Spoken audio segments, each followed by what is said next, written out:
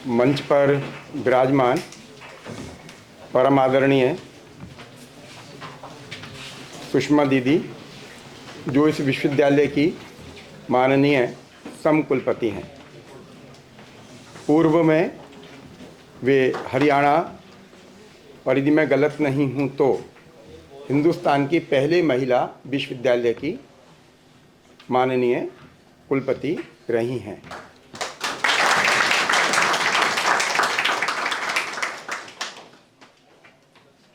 जिनका भारतीय ज्ञान परंपरा पर बहुत पुराना काम है।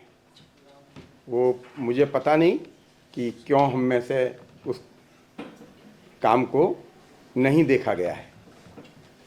महाराष्ट्र में संत हुए हैं, उनका एक वाक्य है, अभंग जैसा है। संतों की उच्चिष्ट उक्ति है मेरी वाणी, भेद भला क्या जानूं मैं अज्ञानी। भारतीय परंपरा में जो भी कहा जाता है वो पूर्व में कह दिया गया है, इसलिए उसको उच्चिष्ट कहा गया है, मतलब पहले कहा जा चुका है, नया नहीं है। इसलिए उपनिषद भी कहता है नीति नीति, अंतिम नहीं है, ना अंतिम है ना पहला है, शाश्वत है, आगे चलेगा। भेद भला क्या जानूं, मैं इसका अंतर नहीं जानता क्योंकि मैं अज्ञानी हूँ, अकिंचन हूँ।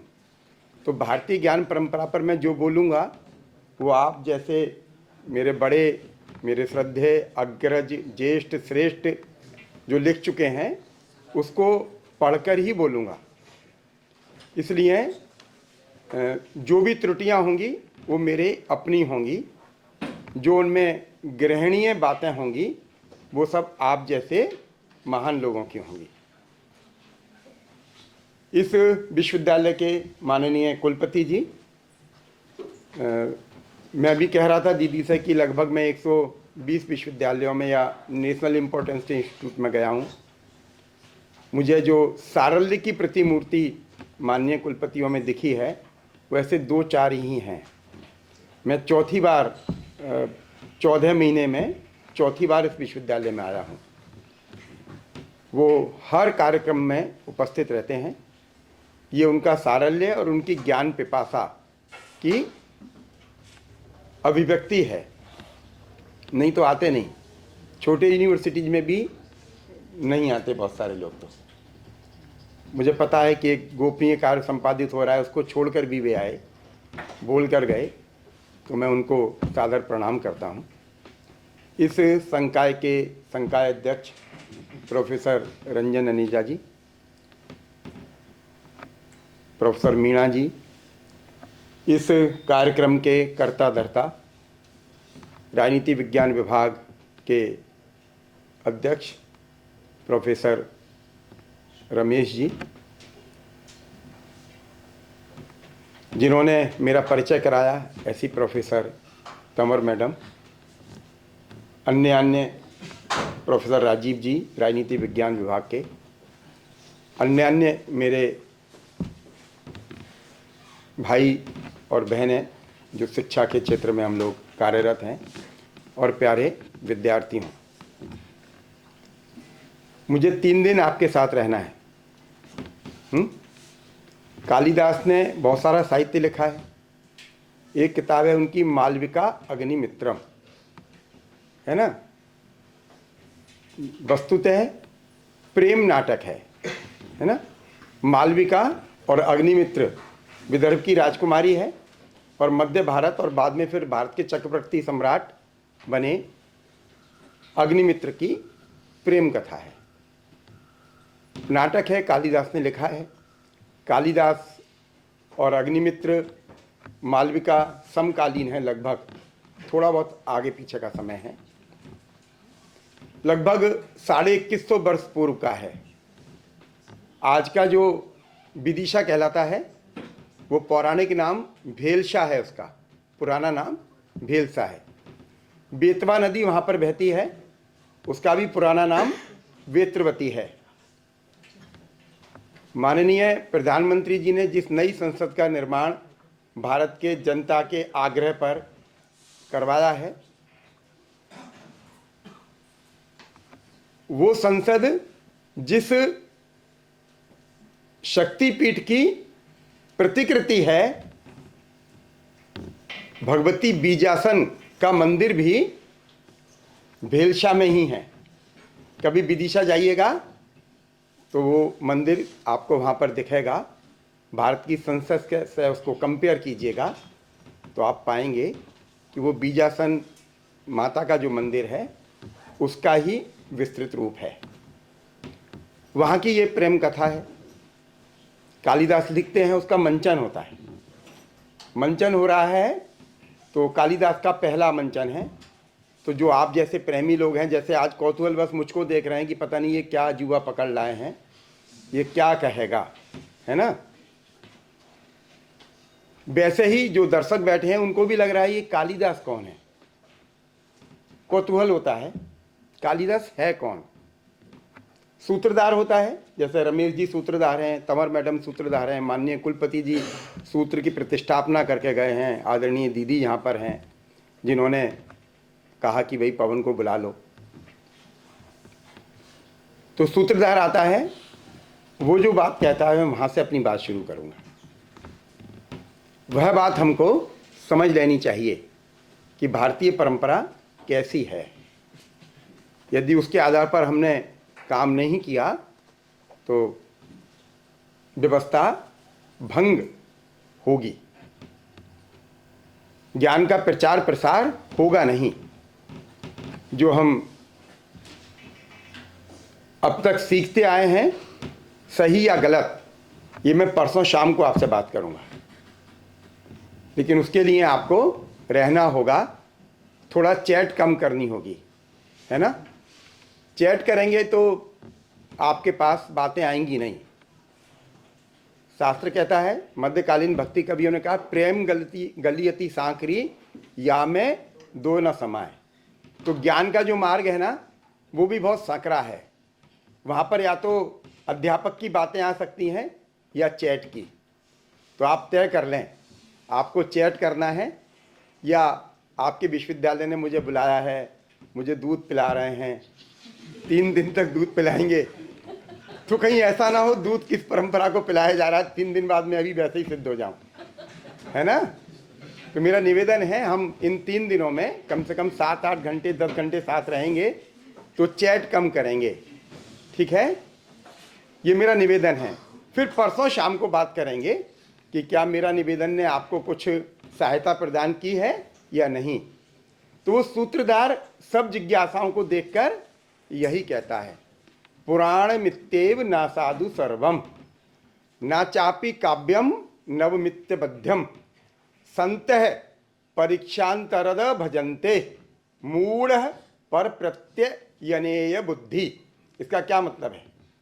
वो कहता है सब कुछ पुराना है और वो सही होगा, यह गारंटी नहीं है। पुराण मित्येव न साधु सर्वम, सब कुछ पुराना अच्छा होता है तो ये जरूरी नहीं है। न चापि काव्यम नवमित्यबद्धम, जो नया लिखा गया है वह सब कुछ अच्छा होगा बुरा होगा, यह भी सही नहीं है। न पुराना सही है न पुराना गलत है, न नया सही है न नया गलत है, न पुराना 100% सही है और न नया 100% गलत है। तो ये कौन तय करेगा? तो वो कहते हैं संतः परीक्षांतरद भजन्ते। जो विद्वान लोग हैं, जो संत लोग हैं, जो आपकी तरह सुधी हैं, वो बुद्धि के बल पर इसका निर्णय करते हैं। संतः परीक्षांतरद भजन्ते, उसका परीक्षण करते हैं कि क्या सही है और क्या गलत है। मूढ़ पर प्रत्ययनेय बुद्धि, जो मूढ़ लोग हैं जिनके पास ये दृष्टि नहीं है कि इसका परीक्षण कर लिया जाए, वे सुनी सुनाई बातों पर विश्वास करते हैं। तो मेरा आपसे निवेदन यही है कि इन 3 दिनों में आप इस श्लोक की बाद वाली जो 2 पंक्तियां हैं उनमें से किस पर ठहरना चाहेंगे, संतः या मूढ़ः, ये आप तय कर लें, ठीक। तो उसको तय करने के लिए आपको यहां पर रहना होगा। मन से भी और शरीर से भी, ठीक है। क्योंकि शास्त्र में शरीर माध्यम खलु धर्म साधनम, ये जो शरीर है यही संसार के सभी प्रपंचों को संपन्न करने का माध्यम है। आप कह दो गुरुजी मन तो हमारा जहाँ है, शरीर तो हम घर छोड़ाए, तो आप नहीं सुन पाएंगे, ठीक। आप कह दो गुरुजी शरीर हमारा यहाँ पर है, मन हमारा जरा महेंद्रगढ़ घूमने गया है, तो भी आप नहीं सुन पाओगे। आपको दोनों के साथ यहाँ पर बैठना होगा। तो मेरा आपसे निवेदन है कि लंच से पहले लगभग 2 घंटे मुझसे कहा गया है, मैं लंच से पहले 3 साढ़े 3 घंटे मानकर आया था, लंच के बाद भी मैं 3 साढ़े 3 घंटे मानकर आया था। आपने बुलाया है, 3 दिन मुझे रखेंगे तो विषय आपके साथ आना चाहिए, लेकिन मुझसे कहा गया है कि 2 घंटे। आज हमारा पहला सत्र है। लंच के बाद वाले सत्र में आपको लगता है कि मुझे मेरी बातों को, जो शास्त्रोक्त बातें हैं, उनको सुना जाना चाहिए। आप कहेंगे ज़्यादा सुन सकते हैं तो अपन ज़्यादा करेंगे, नहीं व्यवस्था ने मुझे जो 2 घंटे दिए हैं, तो मेरा आपसे करबद्ध आपके श्री चरणों में निवेदन है कि उन 2 घंटे में आप मन के साथ, तन के साथ यहाँ पर रहेंगे और चैटिंग नहीं करेंगे। ये मेरा आपसे विनम्र आग्रह है, ठीक है। क्योंकि फिर बात का कोई मतलब नहीं हो पाएगा। नहीं, मैं खड़े होकर ही बोलूँगा। अध्यापक को और लोक सेवकों को खड़ा ही रहना चाहिए, बैठ जाएंगे तो व्यवस्थाएं भी बैठ जाती हैं। मैं शुरू करता हूँ। किसी भी चीज़ का दार्शनिक परिप्रेक्ष्य यदि हम नहीं समझेंगे तो समस्या होगी।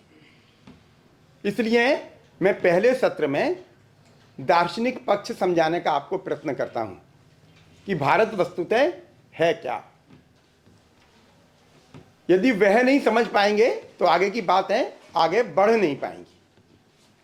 कितना विभेद पैदा हुआ है वह भी समझ जाएंगे आप।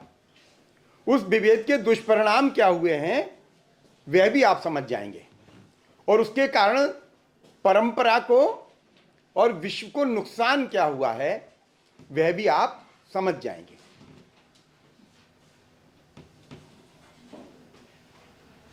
भारत की व्यवस्थाओं के बारे में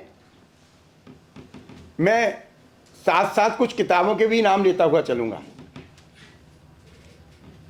ब्रेक होगा, लंच का ब्रेक, उस समय आप गूगल कर सकते हैं कि मैंने गलत तो नहीं बहका दिया आपको। इसलिए मैं किताबों के नाम भी समानांतर बताऊंगा। बहकाना मेरा काम नहीं, लेकिन आप सत्य से परिचित हो, यह मेरी भूमिका होनी चाहिए। अध्यापक की भूमिका यही होती है कि वो अंधकार से प्रकाश की ओर लेकर आता है। इसलिए भारत में कहा सा विद्या या विमुक्तये। विद्या क्या है? जो मुक्त कर दे। किनसे? अज्ञानता से, अहंकार से, जड़ता से, मूढ़ता से। यदि विद्या ऐसा नहीं कर पा रही है तो फिर वो विद्या नहीं है। हम सिर्फ एक पक्ष लेकर चलते हैं, उसी पक्ष को हम सत्य मान लेते हैं और उसी के आधार पर विषयों को आगे बढ़ाते चले जाते हैं। अभी जॉन एफ कैनेडी का एक कोड आपके सामने रखा था और उन्होंने लिखा था कि सब कुछ मर जाते हैं, विचार नहीं मरते। भारत इसके विपरीत कहता है। संसार में कुछ नहीं मरता, कुछ भी, क्योंकि संसार में सब कुछ ऊर्जा है। ऊर्जा कभी खत्म नहीं होती, ऊर्जा रूपांतरित होती है। आज मैं आपके सामने खड़ा हूं, कल मैं ये माइक बन जाऊंगा, परसों मेज बन जाऊंगा, कुर्सी बन जाऊंगा, जूता बन जाऊंगा, चप्पल बन जाऊंगा, मल भी बन जाऊंगा, लेकिन मैं नष्ट नहीं हो रहा। मैं कौन हूं? शास्त्र कहता है अहम ब्रह्मास्मि, मैं ब्रह्म हूं। आप कौन हैं? तुम अपि ब्रह्म, आप भी ब्रह्म हैं। ये जीव जगत संसार क्या है? तो वो कहते हैं सर्वम खलु इदम ब्रह्म, यह सब कुछ भी ब्रह्म है। ये ब्रह्म क्या है? ब्रह्म यानी एनर्जी। ये रूपांतरित होती है लेकिन नष्ट नहीं होती।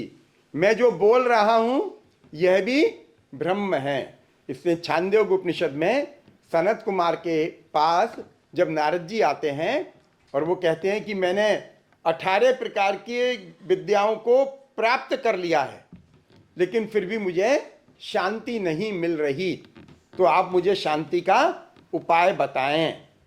तो सनत कुमार कहते हैं, तुमने विद्याएं प्राप्त की हैं, ठीक, लेकिन विद्या का जो मूल मंतव्य है, मूल हेतु है, वह तुमने प्राप्त नहीं किया। तो वो कहते हैं वो मूल हेतु क्या है? तो वो कहते हैं आपने अक्षर ब्रह्म नहीं समझा। जब तक आप अक्षर ब्रह्म नहीं समझेंगे तब तक आप शांत नहीं हो सकते, मुक्त हो नहीं सकते। आप सोचिए, अपने घर में दादी नानी दादा नाना जिनके पास हमसे कम डिग्री होंगी, हमसे कम पढ़े लिखे होंगे, उनके पास शांति हमसे ज्यादा होगी। लेकिन हम जितनी ज्यादा डिग्री प्राप्त कर रहे हैं, जितना बड़ा पैकेज हम प्राप्त कर रहे हैं, हमें उतनी ज्यादा अशांति है। क्यों? इसका हमें ढूंढना चाहिए कि क्यों अशांति है हमें।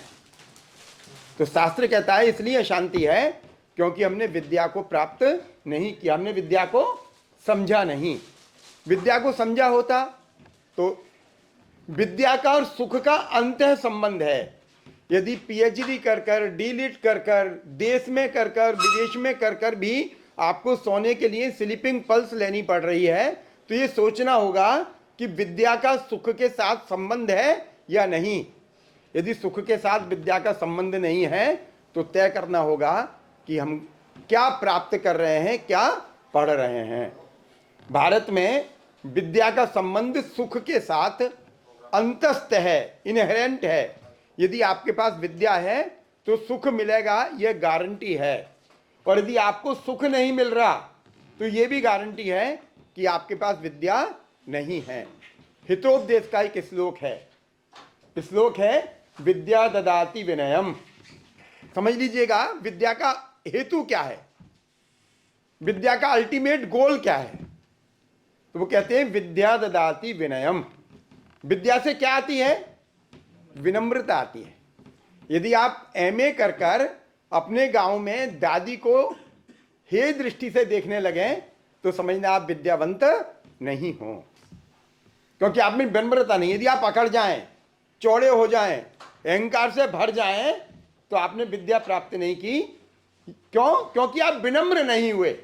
विनम्र ना होना इस बात की गारंटी है कि आप विद्यावान नहीं हैं। इसलिए हितोपदेश कहता है विद्या ददाति विनयम। विद्या से विनम्रता, ये गारंटी है।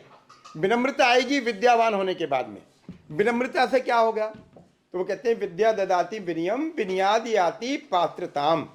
विनम्रता से पात्रता आती है, जिसको आप कैपेबिलिटी बोलते हैं, आप कैपेबल हो जाते हैं। पात्रत्वाद धनम वाप्नोति। पात्रता से क्या होता है? आप में एमए की पात्रता है, आप में बीए की पात्रता है, आप में पीएचडी की पात्रता है, तो आपको धन प्राप्त होने लगता है। धन नौकरी से प्राप्त होगा, धन आपको सोशल इंटरेक्शन से प्राप्त होगा। उस सोशल इंटरेक्शन की प्रतिभूति के रूप में धन समाज से आपके पास आना शुरू हो जाएगा, यह अलग विषय है। लेकिन यह गारंटी है कि पात्रत्वाद धनम वाप्नोति। पात्रता से धन आपको मिल जाएगा, यह गारंटी है। धनात धर्म। धन से आप अपनी ड्यूटी को पूरा करेंगे। धर्म से अभिप्राय सनातन पद्धति में मंदिर मस्जिद यहां जाना नहीं है, पूजा स्थलों में जाना धर्म नहीं है। धर्म क्या है? अपनी ड्यूटीज को फुलफिल करना। धर्म का व्यापक संकल्पना है। धर्म के बारे में मानव धर्मशास्त्री ने कहा धर्म है क्या? आपके सरल शब्दों में आपका धर्म आज की तारीख में क्या है? विद्यार्थी के नाते पढ़ना। मेरा धर्म शिक्षक के नाते क्या है? पढ़ाना। लेकिन ये पढ़ना और पढ़ाना कैसे होगा? इसका मैकेनिज्म क्या है? आप कैसे पढ़ेंगे और मैं कैसे पढ़ाऊंगा? तो उन्होंने कहा धर्म के 10 लक्षण निर्धारित कर देते हैं। उन 10 लक्षणों के आधार पर आप सीखें और मैं सिखाऊं। मम्मी पापा घर चलाएं, शासन व्यवस्था शासन चलाए, विश्वविद्यालय की व्यवस्था विश्वविद्यालय का संचालन करे। और ये धर्म भी देश काल परिस्थिति के अनुरूप परिवर्तित होता है। इसलिए धर्म को सनातन कहा गया है। हम कहते हैं सनातन धर्म, तो सनातन धर्म से अभिप्राय घंटा घड़ियाल बजाना नहीं है। सनातन धर्म जो देश काल परिस्थिति के अनुसार बदलेगा। सनातन का मतलब होता है जो नित्य नूतन है, चिर पुरातन है, जो आदि से प्रारंभ होता है और अनंत तक की यात्रा पूर्ण करता है, वह सनातन है। और ये ब्रह्म ही कर सकता है। ब्रह्म के अभाव में और कोई तत्व ऐसा नहीं जो सनातन हो सके। ब्रह्म देश काल परिस्थिति के अनुसार परिवर्तित होता है। एक जमाने में माइक नहीं था तो भी हम बोलते थे, आज माइक है, आज हम बोलते हैं। कल हो सकता है फिर पुरानी वाली मैकेनिज्म प्रारंभ हो जाए, हम नहीं बोलें और आप मेरी बात को समझ जाएं, वह फिर शुरू हो सकता है, फिर हम कालांतर में आके उसको भूल सकते हैं। यह सनातनता है। मैं भी आपको बताऊंगा तो कुछ एग्जाम्पल दूंगा, आप समझ जाएंगे कि बिना बोले भी हम कैसे सीख सकते हैं और कई बार बोलकर भी हम नहीं सुनते। ये क्या है? ये वह मैकेनिज्म है जिसको भारत में ऋषियों ने आदि काल में सृजित कर लिया था, लेकिन उसका अनुसरण आपको करना होगा। तो धर्म के उन्होंने लक्षण बता दिए। धर्म के लक्षण क्या बता दिए उन्होंने? धृति, क्षमा, दमोस्तेयम, शौचम, इंद्रिय निग्रह, धीर, विद्या, सत्यम, अक्रोध, दशकम धर्म लक्षणम। धर्म क्या है? कई बार लोग कहते हैं कि मैं सत्य बोलता हूं, मैं बड़ा दानी हूं, मैं बड़ा त्यागी हूं, ठीक, मैं बड़ा ज्ञानी हूं, मैं बड़ा धैर्यशील हूं। तो क्या ये धर्म है? ये धर्म का एक अंश है। जब हम धार्मिक की श्रेणी में आते हैं तो ये 10 लक्षण हमारे व्यक्तित्व में दिखने चाहिए। और ये 10 लक्षण जो हैं वो पांच युग्म हैं, 5 पेयर्स में डिवाइडेड हैं। धृति, क्षमा एक जोड़ा है, एक युग्म है। मैं कहता हूं भारतीय परंपरा हर चीज की गारंटी देती है। आप धैर्यशाली हैं तो आप क्षमाशील होंगे, ये गारंटी है। यदि आप में धैर्य नहीं है तो आप क्षमाशील नहीं होंगे, ये भी गारंटी है। तुरंत रिएक्शन हो जाए इसका मतलब आप में धैर्य नहीं है।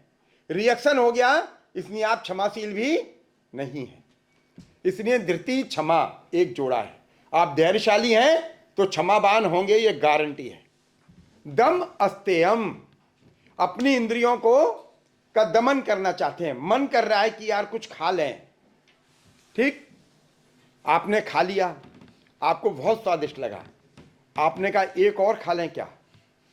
अब ये जो एक और खाना है ये अस्तेय के सिद्धांत का विपरीत है। अस्तेय माने जो आपका नहीं है, अतिरिक्त नहीं लेना है, उतना ही लेना है। तो यदि इंद्रियों को दमन करने की क्षमता आप में है कि नहीं, जो मेरा नहीं है वह मुझे नहीं लेना। पश्चिम का जो कम्युनिज्म है, गांधी जी का जो न्यासी का सिद्धांत है, वो यहीं से विकसित होता है।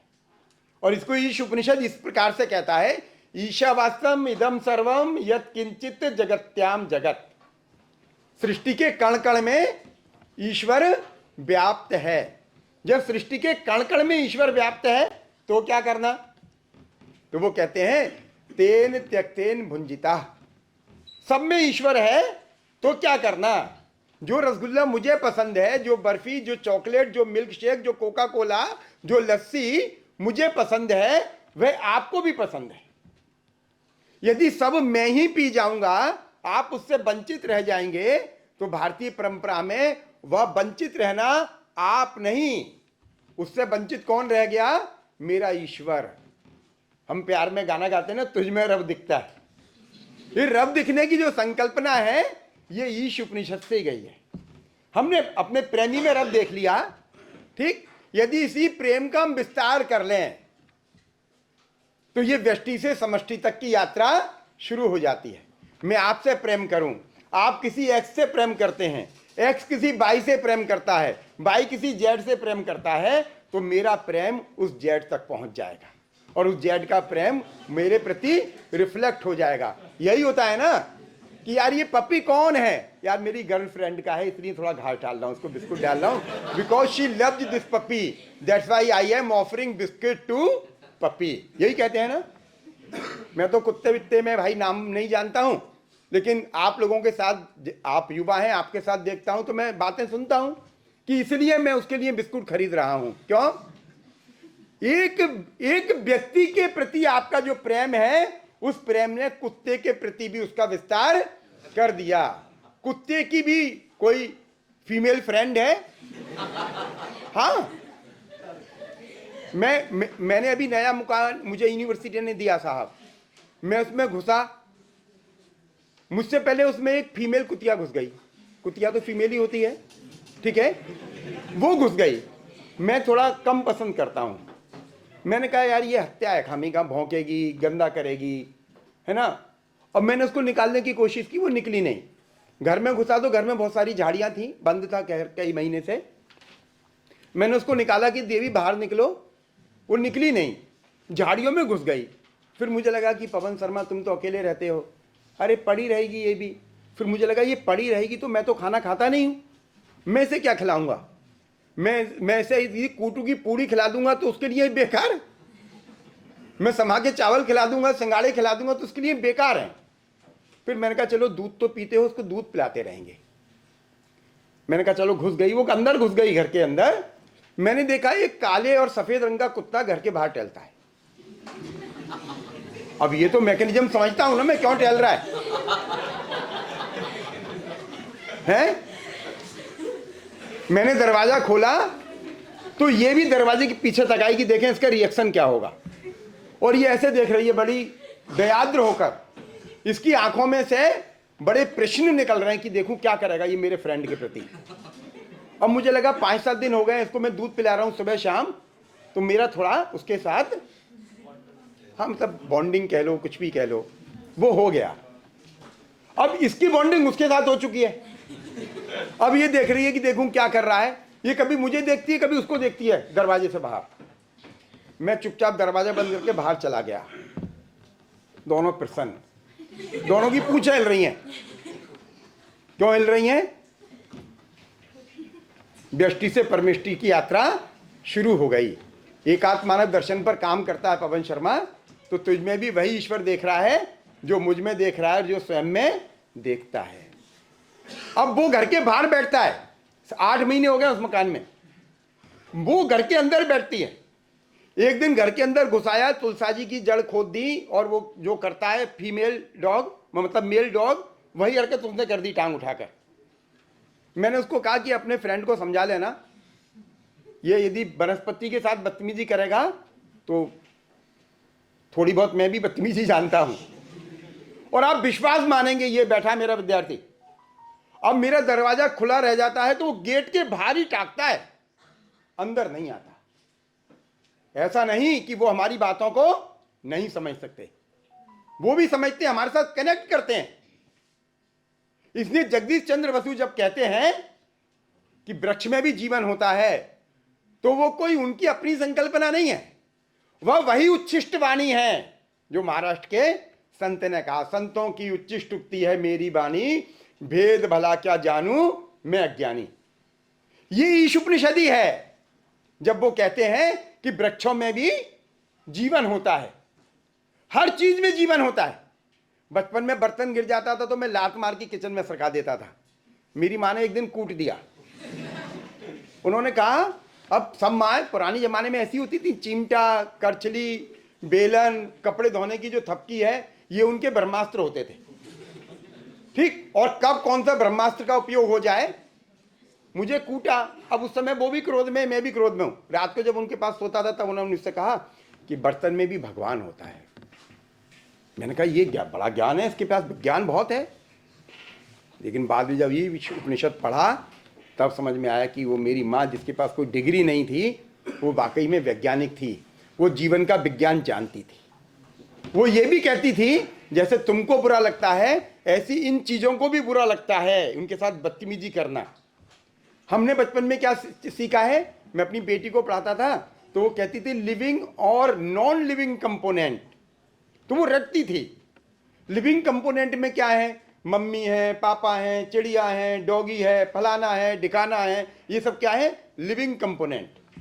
नॉन लिविंग में क्या कहती थी, टेबल है, चेयर है, माइक है, कार है, स्कूटर है, साइकिल है, ब्लैक बोर्ड है, ये सब क्या है? Non living component. हमारे यहाँ क्या है? दोनों ही both are living component because they have life in with in them. जीवन उनके अंदर भी है, हम उसको समझ नहीं पाते। समझेंगे तब जब हम कनेक्ट कर जाएंगे। ये वही है जो मैंने आपसे कहा कि तुझ में रब दिखता है। आज आपसे प्यार करते हैं इसलिए आज में आप में हमें ईश्वर दिख रहा है। यही प्यार हम विस्तार कर लें तो अयम निज है परो व्यक्ति गणना लघु चेत साम। ब्रह्मोपनिषद, महोपनिषद क्या कहता है? ये मेरा है, ये पराया है। अयम निज है परो व्यक्ति गणना लघु चेत साम। ये कौन तय करते हैं? जो क्षुद्र हृदय के व्यक्ति होते हैं, जिनको ये लगता है कि ये काम मैं कर रहा हूं। उदार चरिता नाम तू। जो उदार चरित के लोग हैं, जिनका हृदय विशाल है, वो क्या कहते हैं? वसुदैव कुटुंबकम। ये पूरी पृथ्वी हमारा कुटुंब है। इसलिए हमें वह करना चाहिए जो अपनों के साथ करते हैं। और इसी को महाभारत कहता है आत्मनः प्रतिकूलानि परेशान न समाचरेत। जो व्यवहार आपको पसंद नहीं है वो दूसरों के साथ मत कीजिए। मैं आपकी तरह विद्यार्थी रहा हूं। जैसे मैंने आपको टोका ऐसे हमारे टीचर भी टोकते थे, लेकिन वो ये भूल जाते थे कि मेरे और आप में एक 2 पीढ़ी का गैप है। नहीं, वो जो 2 पीढ़ी का गैप है वो तो थोड़ा आपको चुलबुला बनाएगा ना। मेरे मना करने के बावजूद भी कुछ लोग चैटिंग करेंगे। हाँ, ये स्वाभाविक है। आप एकदम आज्ञाकारी कैसे हो सकते हैं? क्योंकि आज्ञाकारिता तो अनुशासन है। और मैं भारतीय ज्ञान परंपरा पर काम करता हूं, तो मैं पहले ये कहता था कि यदि आप अनुशासनहीनता करेंगे तो मैं आपको कक्षा में से निकाल दूंगा। बाद में मुझे लगा कि कक्षा में से निकालने का अधिकार पवन शर्मा तुमको किसने दिया? हाँ, तुम उनको कक्षा में से क्यों निकाल दोगे? अरे वो बालक हैं, उनमें तुमसे थोड़ी ज्यादा ऊर्जा है। वो ऊर्जा तुम्हारे व्याख्यान को सुनकर कंज्यूम नहीं हो रही है, तो वो चैट से कंज्यूम होगी तो करने दो। जितनी ऊर्जा चैट में कंज्यूम करेंगे उतना ही ज्ञान उनके पास कम आएगा। इसमें परेशानी क्या है? पात्रता तो उतनी ही है ना। एक गिलास में 100 ग्राम पानी डाल दीजिए, 100 ग्राम दूध डाल दीजिए, तो 100 ग्राम पानी रहेगा तो दूध 100 ग्राम ही आएगा। दूध बट रहा है अनगिनत, अनलिमिटेड दूध बट रहा है, टोंटी चल रही है। तो यदि आपका गिलास खाली है तो पूरा भर जाएगा। आप लोटा ले आए, बाल्टी ले आए, बड़ा कंटेनर ले आए तो उतना आ जाएगा। तो कोई बात नहीं, लेट देम चैट। इसमें परेशानी क्या है? यह प्रतीति कब हुई? जब आत्मनः प्रतिकूलानि।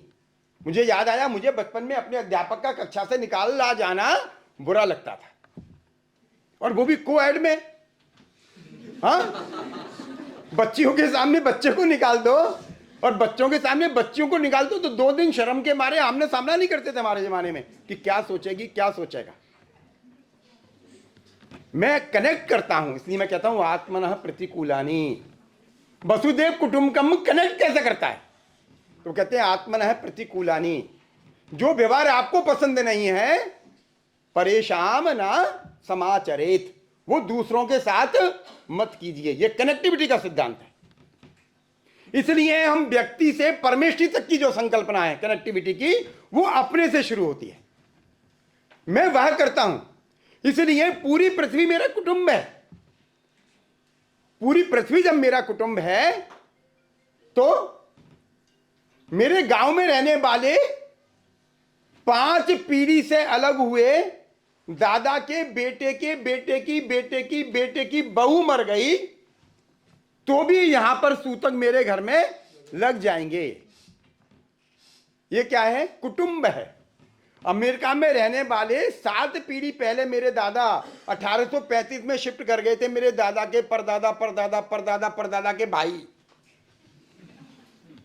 अचानक मेरा बेटा अमेरिका में गया, कैलिफोर्निया में मिलना जुलना हो गया, उसने बताया तो उसने कहा मेरे दादा भी बताते थे, हम महेंद्रगढ़ के फलाने गांव से निकले हैं। उसने कहा अच्छा किसके यहाँ से निकले हो? तो फलाने चौधरी साहब के यहाँ से निकले। अच्छा तो ठीक, अरे वो तो हम भी वहीं से निकले हैं। अरे तो हम तुम दोनों भाई हो गए। उसने माँ को बताया, माँ 7 पीढ़ी पहले वाले जो दादा थे उनके पोते की पोते की पोते की पोते की बहू यहाँ पर मर गई है। माँ ने कहा ये ठीक 5-7 दिन के लिए गैप मिल गया, आरती नहीं होगी।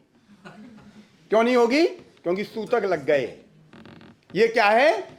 वसुदैव कुटुंबकम। अमेरिका में बैठे हैं, 7 पीढ़ी पहले अलग हो गए, पिंड भी परिवर्तित हो गया 7 पीढ़ी के बाद। हिंदू लोग कहता है पिंड परिवर्तित हो जाएगा, पिंड भी परिवर्तित हो गया। 7 पीढ़ी पहले का संबंध आज पुनर्जीवित हो गया, इसलिए सूतक लग गए।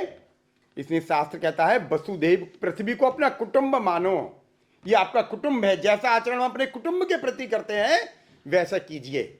इसने स्लोगन क्या दिया प्रधानमंत्री जी ने?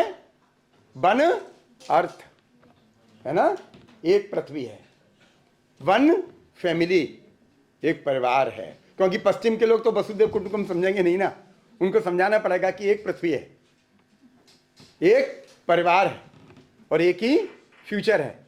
तुम कार्बन क्रेडिट भूटान से किराए पर लेकर कार्बन ज्यादा कंज्यूम कर लोगे तो ये मत मानना कि वो कंजम्पशन भूटान में आके कंज्यूम होगा।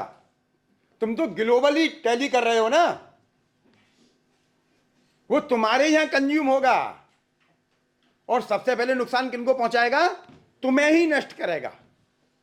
भूटान तो कई 100 साल बाद भूटान तक वो नष्ट होने वाली जो परंपरा है वो आएगी। इसने प्रधानमंत्री ने कहा वसुधैव कुटुंबकम। हम पूरी पृथ्वी को अपने कुटुंब मानते हैं। तो धर्म के लक्षणों में धृति, क्षमा, दम, अस्तेयम, दूसरों के लिए छोड़ना। इसलिए ईशोपनिषद कहता है तेन त्यक्तेन भुंजिता, त्याग पूर्वक भोग कीजिए। क्यों? क्योंकि इसको और लोग भी खाएंगे। कई लोगों को लगता है कि हम तो मर जाएंगे। हाँ मर जाओगे, तुम्हारे बच्चे रहेंगे। मैं एक संस्था में काम करता था, वो टीचर एजुकेशन की संस्था थी। ये बैठे नंद किशोर भाई, सही कह रहा हूं ना भैया? वो टीचर कैसे बनते हैं हम सबको पता है। मैंने उनके एक बड़े लीडर को बुला कर कहा कि भाई साहब आपके बच्चे कहाँ पढ़ेंगे? उन्होंने एक बड़ा देश का रिनाउंड वेल रिकॉग्नाइज्ड इंस्टीट्यूशन का नाम लिया। हम तो अपने बच्चे वहाँ पढ़ाएंगे सर। तो मैंने कहा वहाँ टीचर कहाँ से आएंगे? चंद्रमा से? वहाँ भी तो टीचर भोपाल से ही आएंगे। हाँ, और वो भी ऐसे ही बीएड करके आएंगे जैसा तुम करा रहे हो। बोला सर इस प्रकार से हमने नहीं सोचा था। मैंने कहा सोचो। मैं इसलिए बार बार कहता हूं, अंग्रेजी का इंक्लूसिव बड़ा बितंडा मचाए हुए है देश में, दुनिया में मचाए हुए है। सब कुछ कहते हैं inclusive education, inclusive medicine, inclusive thinking, inclusive behaviour, यही कहते हैं ना, एवरीथिंग इज इंक्लूसिव। मैं कहता हूं नथिंग इंक्लूसिव, कुछ इंक्लूसिव नहीं है। आप अपने से प्रेम कीजिए बस, इस प्रेम का विस्तार करिए, सब कुछ इंक्लूसिव होगा। इसलिए भारत में कुछ इंक्लूसिव नहीं है। भारत में सब कुछ वैशिष्ट है, अंग्रेजी में जिसको आप एक्सक्लूसिव बोलते हो। भारत में सिर्फ अपने बारे में सोचिए। क्यों? क्योंकि आपका ही विस्तार यह पृथ्वी है। शास्त्र कहता है एको हम बहुश्यामः, उसी परमपिता परमात्मा का विस्तार है। उसी दृष्टिकोण से सोचिए। वेद कहता है यदि आपका पड़ोस, यदि आप शांति से रहना चाहते हैं तो अपने पड़ोसी को सुखी रखिए। यदि आप शांति से रहना चाहते हो तो आपकी शांति क्या है? एक्सक्लूसिव है। और आपका पड़ोसी आपकी शांति के आधार पर इंक्लूसिव होगा। और आपको लगता है पड़ोसी से मुझे क्या फर्क पड़ता है, करने दो उसको जो कर रहा है। पड़ोसी रात में हंगामा मचा रहा है, पत्नी के साथ बदतमीजी कर रहा है, बच्चों को कूट रहा है, ठीक, डीजे बजा रखा है उसने, पार्टी चलेगी सारी रात। नहीं, कह दो आंटी से। अब आंटी से कह दी और डीजे पूरी रात बज रहा है, आप सो जाओगे? हाँ, मैं रात गेस्ट हाउस में सो रहा था, मेरे विद्यार्थी ने पूछा गुरुजी कितने बजे जगे? मैंने कहा भाई वॉकअप तो हो गया था 4:30 पे ही, गॉटअप हुआ हूँ 6 o'clock। बोला क्यों? मैंने कहा 4:30 पर बाहर कुछ लोग पूरी रात पार्टी चला रहे थे, तो मेरी आंख खुल गई। पड़ोसी शांति से नहीं रहेगा तो आप भी शांति से नहीं रहेंगे, ये गारंटी है। इसलिए भारत ने क्या किया, कोरोना में जहां जहां पर कमी थी वहां पर जो जो चीजों की आवश्यकता पड़ी वो दी। हमारा एक पड़ोसी है, हम उसको बहुत सारे मामलों में हमारे और उनके मतभेद हैं, उसके बावजूद भी जब जिस जिस चीज की आवश्यकता पड़ती है हम उनको देते हैं। क्यों देते हैं? क्योंकि पड़ोसी है। आज नहीं समझ रहा, कल समझेगा। हमने टर्की की भी मदद की, हमारी सीमा से लगे हुए जो 100 साल पहले हमारा हिस्सा थे, हमने उसकी भी मदद की। क्यों की? क्योंकि जगत में सबका सुखी रहना अनिवार्य है। एक भी यशवंत पिक्चर का डायलॉग ना, एक मच्छर आपको क्या कर सकता है? हाँ, क्या कर सकता है? देखिए नाना पाटेकर की पिक्चर, एक मच्छर जब आपको ऐसा कर सकता है तो एक देश क्या हाल करेगा। इसलिए कहते हैं दम अस्तेयम। दूसरा युग्म क्या है, सेकंड पेयर क्या है? दम अस्तेयम।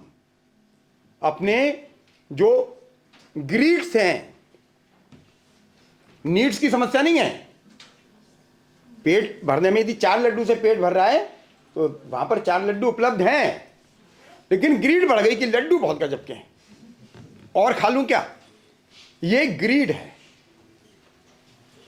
आपके लालच की पूर्ति नहीं करती प्रकृति, इसलिए लालच छोड़िए। दूसरा जोड़ा है दम अस्तेयम। तीसरा जोड़ा क्या है? शौचम इंद्रिय निग्रह, पवित्रता। आपके अंतःकरण की पवित्रता इंद्रियों को निग्रह ही बनाएगी। जब आप मेरे अपने हैं, मैं आपके साथ बैठा हूं, आपको कष्ट देने का सोचने लगूं, ये हृदय का अपवित्र है। उसके आधार पर मेरी इंद्रियां अलग प्रकार की भूमिका तय करेंगी। जब मैं आपके प्रति अपनत्व का भाव अपनाता हूं तो मेरी इंद्रियां अलग प्रकार की भूमिका तय करेंगी। तो कहते हैं पवित्रता और इंद्रिय निग्रह का अंतः संबंध है। और चौथा जोड़ा धृति क्षमा दमस्त्यम सोचम इंद्रिय निग्रह धीर विद्या।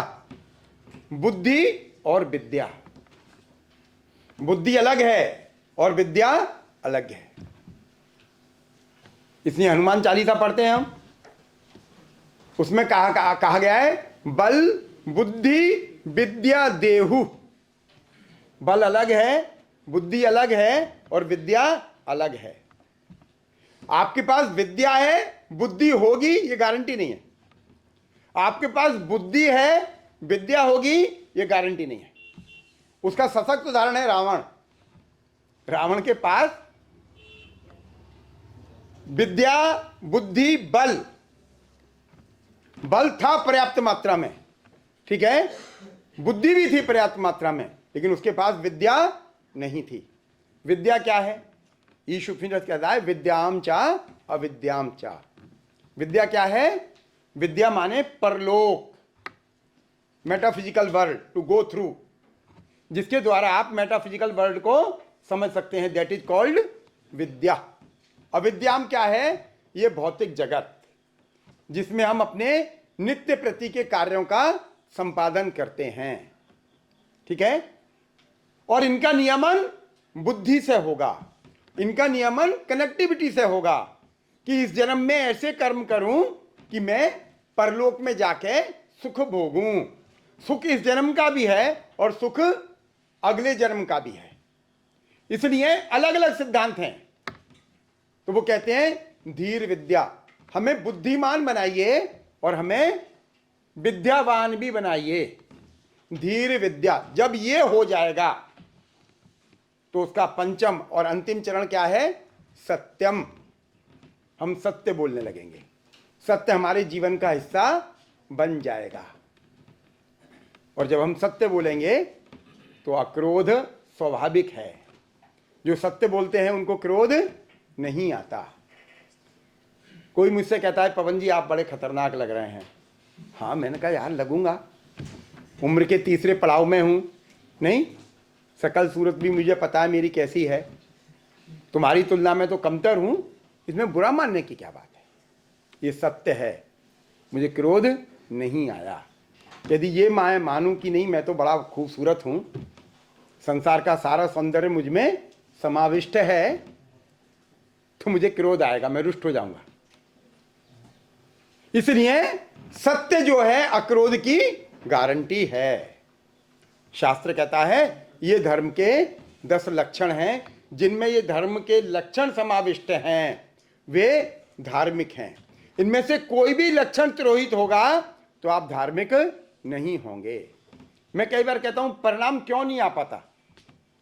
हम सत्यनारायण की कथा करते हैं, हाँ, टेलीफोन पे कह रहे हैं बेटा बता दो हेड साहब को कि पापा तो घर पे ही नहीं है।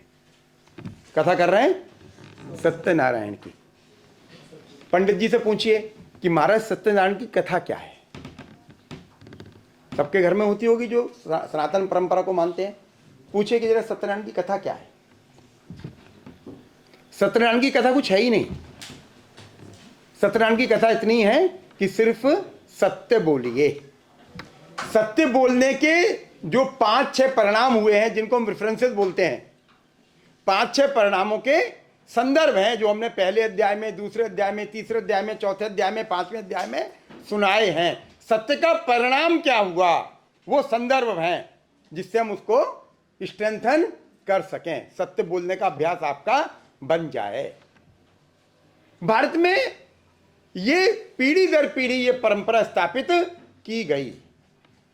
इस पीढ़ी दर पीढ़ी की परंपरा को यदि आप लागू नहीं करेंगे तो समस्या होगी। नहीं, जरूरत नहीं, 4 घंटे तक तो पानी नहीं मांगूंगा, आप मांग जाओ तो अलग बात है। इसलिए भारत में आपको लगता होगा, मैं बहुत सारी जगह जाता हूं, 2 बच्चे बैठे हुए हैं मेरे साथ इंटरव्यू में, कई बार सामने आ चुके हैं। मैं पूछता हूं कि भारत में पॉलिटिकल थ्योरी क्या है। हम पूछते हैं what is political theory. Political theory हम वेस्टर्न थॉट बोलते हैं, इंडियन पॉलिटिकल थॉट बोलते हैं, लेकिन हम वेस्टर्न पॉलिटिकल थ्योरी और इंडियन पॉलिटिकल थ्योरी नहीं बोलते। क्यों नहीं बोलते? हम पूछते हैं पॉलिटिकल थ्योरी क्या है, व्हाट इज पॉलिटिकल थ्योरी। तो आप पश्चिम के नाम बताते हैं, भारत का नाम कोई क्यों नहीं बताता? हाँ, भारत का नाम कोई क्यों नहीं बताता? क्योंकि भारत में पॉलिटिकल थ्योरी विकसित ही नहीं हुई। क्यों नहीं विकसित हुई? क्योंकि थ्योराइजेशन किसी भी चीज का वहां पर होता है जहां पर किसी भी चीज की कमतरी होती है। गांव में तो जो गांव के लोग हैं उनको पता है कि बेटा बोरी भरकर गेहूं पिसवा लाओ। शहर में कहते हैं 5 किलो आटा ले आना। समझ में आ गया ना?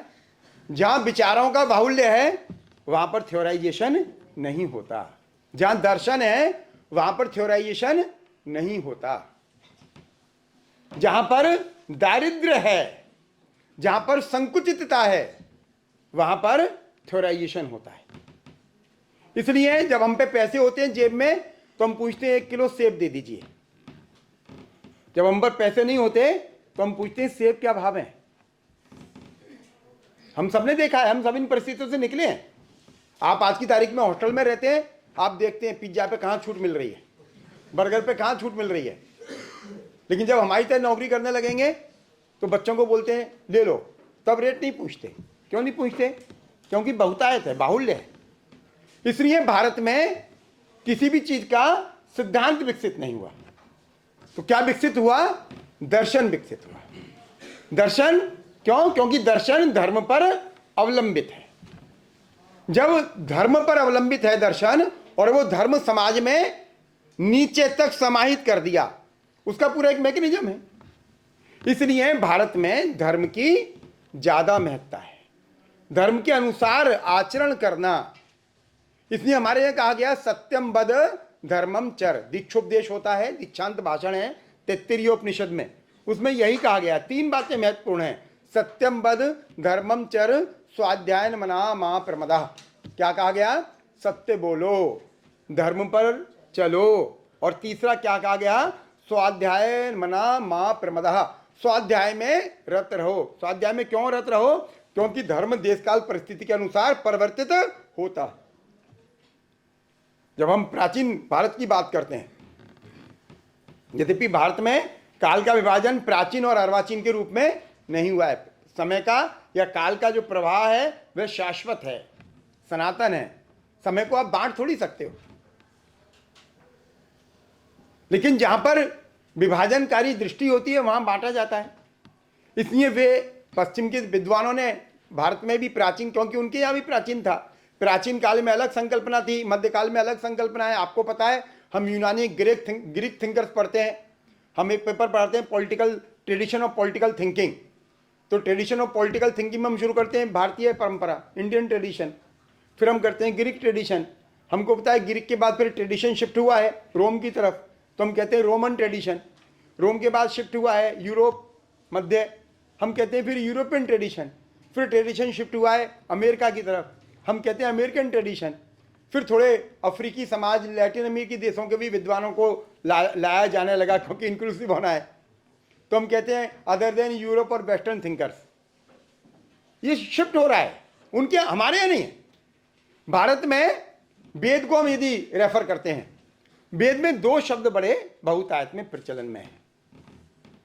नंबर एक है ऋत, ठीक, ऋत क्या है, और नंबर दो है धर्म। वेद के प्रारंभिक स्तर पर रीति है, धर्म नहीं है। ऋत क्या है? आप में से कोई बता सकता है?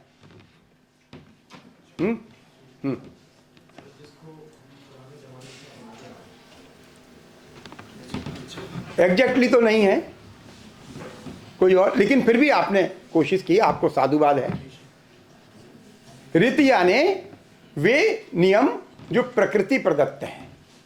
उदाहरण के लिए, भूख लगेगी खाना खाएंगे, नींद आएगी सोएंगे, मल त्याग करने का मन करेगा जाएंगे, अभी उठ के चले जाएंगे बीच में से, ठीक है, ये ऋत है। जल ऊपर से नीचे की ओर बहेगा, ऋत है। उसके बहने से बाढ़ भी आ जाएगी, ऋत है। पहाड़ गिरेंगे, ऋत है। बड़ा जानवर छोटे जानवर, जीवो जीवस्य जीवनम, बड़ा जानवर बड़ा प्राणी छोटे प्राणी को खाएगा, ऋत है, ठीक है, ये ऋत है। लेकिन इसका उल्लंघन होने लगे, बड़ा प्राणी सब छोटे प्राणियों को इतना खा ले और फिर मार मार के तह बना के रख ले डीप फ्रीजर में, ये क्या है? ये ऋत के विरुद्ध है।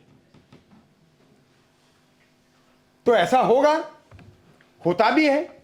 इसलिए महाभारत कहता है कि राज्य अस्तित्व में कैसे आया। दीदी की किताब है भारतीय राज्य, भारतीय राज्य का पहला चैप्टर यही है कि राज्य का अस्तित्व में आना कैसे हुआ। तो वो कहते हैं न तत्र राजा राजेंद्र न दंडो न च दांडिक, स्वधर्मेण धर्मज्ञास्ते रक्षांति परस्परम। क्या है? प्राचीन काल में राज्य भी नहीं था, राजा भी नहीं था, कोई असंवैधानिक अव्यवस्थित काम नहीं होते थे, इसलिए ना किसी को दंड किया जाता था, ना कोई दंड योग्य काम करता था। तो व्यवस्थाएं कैसे चलती थी? तो वो कहते थे स्वधर्मेण धर्मज्ञास्ते, अपनी अपनी बुद्धि से आत्मन प्रतिकूलानि। मुझे भूख लगेगी तो आपको भी लग रही होगी, मुझे नींद आ रही है तो आपको भी आ रही होगी, मुझे सुनना बुरा लगता है तो आपको भी एक सीमा के बाद सुनना बुरा लग रहा होगा, इसलिए मुझे चुप हो जाना चाहिए। ये क्या है? स्वधर्मेण, अपने धर्म से धर्म को जान लेना। स्वधर्मेण धर्मज्ञास्ते रक्षांति परस्परम, अपने अपने आधार पर एक दूसरे की रक्षा करते थे। लेकिन बाद में लगने लगा कि मैं क्यों रक्षा करूं, मैं तो अपने बारे में सोचूंगा, मेरा परिवार बढ़ गया, मेरी इच्छाएं बढ़ गई, मेरी ऐशनाएं बढ़ गई, जिनको ग्रीड बोलते हैं अंग्रेजी में, तो मैं ज्यादा से ज्यादा चीजों का संग्रह करूंगा। तो फिर लगा कि भाई अब कुछ होना चाहिए। पूरा वेद, ऋग्वेद में यही है। ऋग्वेद में जो द्वंद्व है, संघर्षों है, वो ऐशनाओं का ही है। बाबा साहब की एक बड़ा अच्छा डॉक्यूमेंट है, आप में से पढ़ा होगा, नाम सुना होगा, हु वेयर शूद्राज, उसको रेफर कीजिए। मैं इसलिए बार बार कहता हूं कि पॉलिटिकल साइंस, अर्थशास्त्र, समाजशास्त्र, विज्ञान, कोई भी विधा, एनी डिसिप्लिन बिना वेद के अपूर्ण है, इनकम्प्लीट है। और जिनको ये लगता है कि वेदों में सिर्फ पंडितों के मंत्र हैं, वो भी भ्रांति है। वेद में पंडित जैसा शब्द है ही नहीं, ब्राह्मण भी नहीं है। ब्राह्मण बाद में आया 10वें मंडल में, ब्रह्म शब्द है, और वेद में सब ब्रह्म है। और शास्त्र कहता है ब्रह्मविद ब्रह्मेव भवति। कौन ब्राह्मण है? जो ब्रह्म को जानता है। He who knows Brahma, that is ब्राह्मण। और जो ब्रह्म को नहीं जानता, वो शर्मा, मिश्रा, शुक्ला लगाने से ब्राह्मण नहीं होता। यदि आपके अंदर उसी ईश्वर की प्रतीति नहीं है तो नहीं होगा। इसलिए वेद कहता है ब्रह्म को जानना, जो ब्रह्म को जानता है। इसलिए वेद में ब्राह्मण शब्द किन के लिए प्रयुक्त हुआ है? सभी ब्रह्म हैं, सभी ऊर्जा का रूपांतरण है, सभी ऊर्जा है। सर्वम खलु इदम ब्रह्म, सब ब्रह्म है। तो विभेद कैसा? इसलिए ऋग्वेद, जिनको यह लगता है कि ऋग्वेद सिर्फ पंडितों की पढ़ने की चीज है, या वेद पंडितों की पढ़ने की चीज है, या उपनिषद, या ब्राह्मण, या आरण्यक, ये सब ब्राह्मणों के पढ़ने की चीज है और मैं कथा कराएंगे, वो ये भ्रांति है। उन्होंने पढ़ा ही नहीं। मैं अभी 1 महीने पहले आया था 15 तारीख को, मैंने यही कहा था। वेद कई प्रकार का समाज है, ज्ञान आधारित समाज है, कृषि प्रधान समाज है, उत्पादन करता है, वितरण करता है, विपणन करता है। जो जो विधाएं आज की तारीख में आपके यहां प्रचलन में नहीं है, वेद उन पर भी काम कर रहा है। वेद में वैमानिकी पर काम है, एरोनॉटिकल इंजीनियरिंग के सूत्र हैं वेद में, ऋग्वेद में ही है। लेकिन क्योंकि हमने मान लिया कि नहीं, वेद का संबंध हमसे क्या, हमसे संबंध नहीं है, इसलिए वेद हमने पढ़े नहीं, वेद हमने पढ़ाया भी नहीं। वैदिक दर्शन यदि आप पढ़ लें, हर चीज की में वैदिक दर्शन पढ़ लें, तो ये विभेद कम हो जाएगा। जो आत्म की प्रतीति है, स्वबोध है, वो जागृत हो जाएगा। इसलिए वेद अलग प्रकार का डॉक्यूमेंट है। वेद में कहीं विभेद नहीं है वैसा जैसा आज की तारीख में कहते हैं। हम ऋषि शब्द प्रयोग करते हैं, ऋषि को अंग्रेजी में आप लोग सीयर्स बोलते हैं, सेज बोलते हैं, यही बोलते हैं ना। और अंग्रेजी में ज्यादा और हाईली इंटेलेक्चुअल हो गए तो आप बोलते हैं फिलोसफर। ऋषि फिलोसफर भी नहीं है, ऋषि सेज भी नहीं है, ऋषि सीयर भी नहीं है। ये सब ऋषि को छोटा कर देते हैं। ऋषि का मतलब है दृष्टा, ही हु हैव सीन, जो देख चुका है। जीव क्या है, जगत क्या है, ईश्वर क्या है। जीव का, जगत का और ईश्वर का अंत्य संबंध नहीं बनेगा तो यह शिक्षा कल्याणकारी नहीं हो सकती।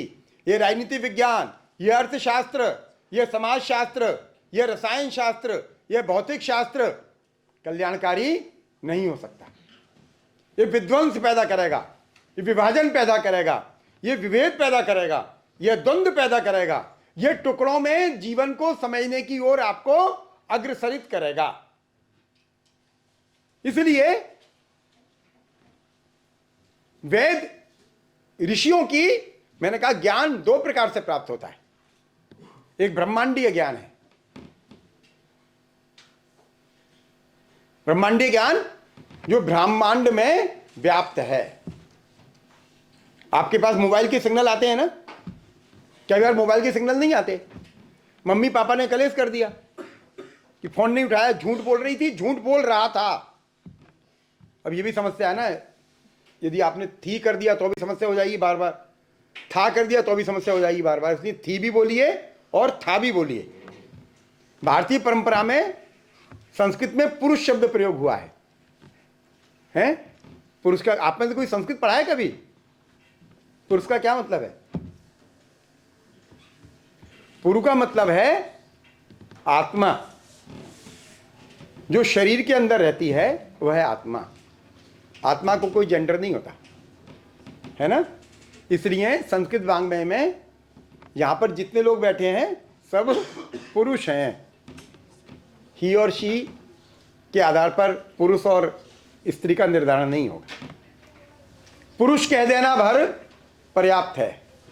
पुरुष कहते ही यानी स्त्री भी पुरुष भी और एक्स वाई जेड जिनको हम और शामिल करते हैं वे भी।